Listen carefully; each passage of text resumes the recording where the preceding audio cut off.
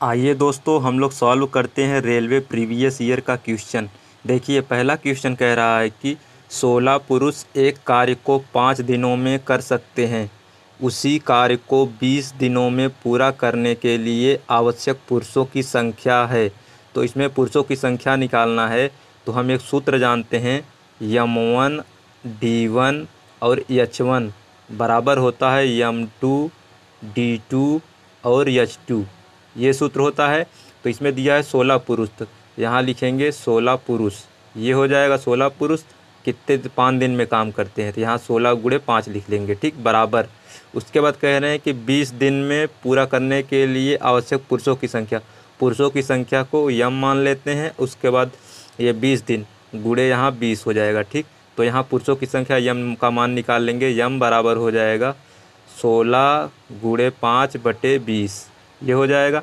देखिए, ये 16 गुणे 5/20 है ना, तो 5 एकम 5, 5 चौ 20, ये 4 हो गया। तो 4 एकम 4, 4 चौ 16, 4 बचा, 4 में 1 का गुणा करेंगे तो यम बराबर हो जाएगा 4 दिन। 4 दिन इसमें सही उत्तर हो जाएगा ऑप्शन नंबर बी, 4 दिन, यही आपका उत्तर है, ठीक है। आइए अब हम लोग देखते हैं नेक्स्ट क्वेश्चन। देखिए, अगला सवाल कह रहा है कि 42 वस्तुओं का क्रय मूल्य 36 वस्तुओं के विक्रय मूल्य के बराबर है, तो लेन देन में हुआ लाभ या हानि ज्ञात करना है। तो यहाँ लिखा है 42 वस्तुओं का क्रय मूल्य, यहाँ लिखेंगे 42 वस्तुओं का क्रय मूल्य 36 वस्तुओं के विक्रय मूल्य के बराबर है, तो 36 वस्तुओं के विक्रय मूल्य के बराबर है, ये बराबर का चिन्ह बीच में आ जाएगा। देखिए, यहाँ CP/SP लिख लेंगे। ये CP इधर है, इधर नीचे आएगा, भाग हो जाएगा, बराबर 36/42, ये हो जाएगा। 6 से काटेंगे, देखिए 6 छंग 36, 6 सत्ते 42, मतलब कि 6 रुपये में कोई चीज़ खरीदता है और 7 रुपये में बेचता है, तो 1 का फ़ायदा होगा गुणे 100, और क्रय मूल्य पे फ़ायदा होता है नीचे 6 हो जाएगा। ये कितना हो जाएगा, यहाँ लाभ आएगा, लाभ परसेंट आएगा, लाभ परसेंट बराबर हो जाएगा 1 गुणे 100/6। तो देखिए, इसको काटेंगे तो 2 5 में 100, 2 तिहाई 6, अर्थात 1 में 50 का गुणा करेंगे तो हो जाए 50/3। 50/3 को भाग में इसको भाग देंगे तो 16 सही 16 तिया 48, 48 2 50/3% का लाभ होगा। कितना होगा, लाभ होगा 16 सही 2/3%। ऑप्शन नंबर डी सही है। इस तरीके से ये क्वेश्चन सॉल्व होगा। आइए अब हम लोग देखते हैं नेक्स्ट क्वेश्चन। देखिए, अगला क्वेश्चन कह रहा है कि यदि चक्रवृद्धि ब्याज वार्षिक रूप से संयोजित किया जाता है तो 10% प्रति वर्ष की दर से 2 वर्ष बाद 12,500 रुपये की राशि पर देय कुल राशि कितनी होगी। तो ये कुल राशि पूछ रहा है। ये मूलधन दिया है 12,500 रुपये, तो देखिए दर दिया है 10%। देखिए 10% है ना, परसेंट हटेगा, नीचे 100 होगा, ये आप लोग जानते हैं। 1 जीरो गया, 1 जीरो गया, 10 में 1 जोड़ेंगे तो 11 हो जाएगा। 10 पहले था, 1 जोड़ देंगे तो 11 हो जाएगा। 10 पहले था, 1 जोड़ेंगे 11 हो जाएगा। समय दिया है 2 वर्ष, इसलिए हम लोग 2 बार लिखेंगे, ठीक है। अब देखिए नीचे इसका गुणा करेंगे, 10 100 हो जाएगा। 11 में 11 का गुणा करेंगे तो हो जाएगा 121, ये हो जाएगा। ये देखिए, ये मूलधन आया, ये मिश्र धन आया। इन दोनों में अगर घटाएंगे ये देखिए 121 में 100 घटाएंगे तो 21 जो आएगा, 21 चक्रवृद्धि ब्याज होगा। 21 चक्रवृद्धि ब्याज होगा, क्योंकि हम चक्रवृद्धि ब्याज ऐसे निकालते हैं, मिश्र धन में मूलधन घटा देते हैं तो चक्रवृद्धि ब्याज आ जाता है।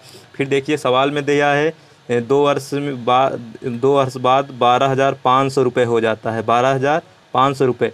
तो P बराबर दिया है 12,500 रुपये, ये हो जाएगा। देखिए 2 जीरो से 2 जीरो कट गया तो 125 हो गया। तो कह रहा है कुल राशि कितनी होगी, मतलब मिश्र धन पूछा है। अगर चक्रवृद्धि ब्याज पूछता तो ये 125 में 21 का गुणा कर देते, तो ये मिश्र धन पूछा है। तो मिश्र धन ज्ञात करने के लिए हम क्या करेंगे, 121, ये जो 121 है इसमें हम 125 का गुणा कर देंगे। 121 में और 125 का हम गुणा करेंगे तो ये हो जाएगा आपका, ये उत्तर आएगा 15,125 रुपये। 15,125 रुपये आप लोग गुणा करके देख लीजिएगा, यही उत्तर आएगा। ऑप्शन नंबर इसमें बी सही है।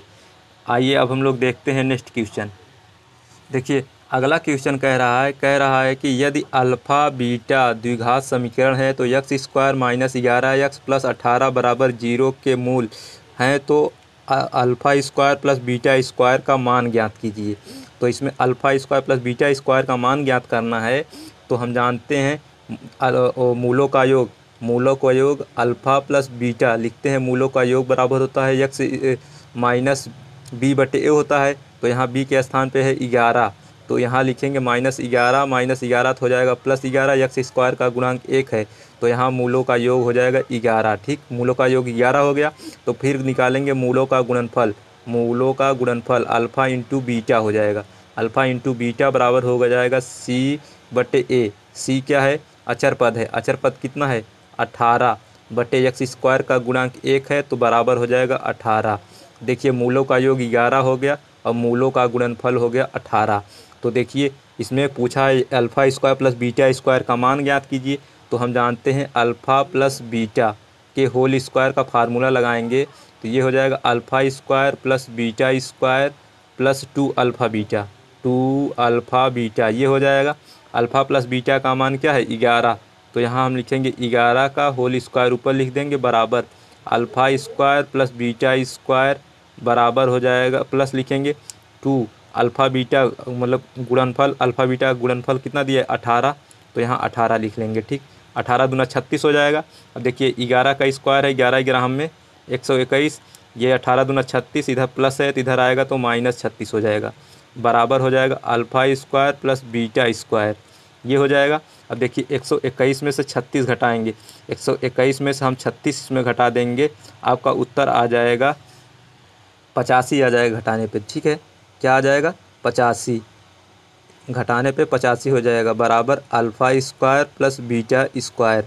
देखिए alpha square plus beta square का मान पूछा था, alpha square plus beta square बराबर हो जाएगा 85। ऑप्शन नंबर सी सही है। ठीक, इस तरीके से ये क्वेश्चन सॉल्व होगा। हमें आशा एवं विश्वास है कि आपको क्वेश्चन अच्छे से समझ में आया होगा। Thank you.